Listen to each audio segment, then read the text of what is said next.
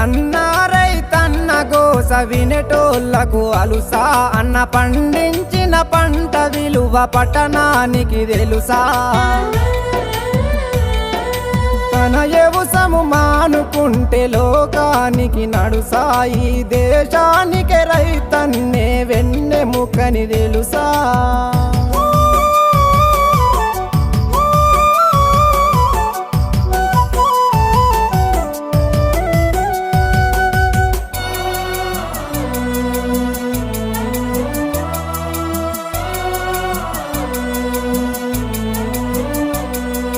బీడు భూమి పొతం చేసి కోడి మేకలెరువులేసి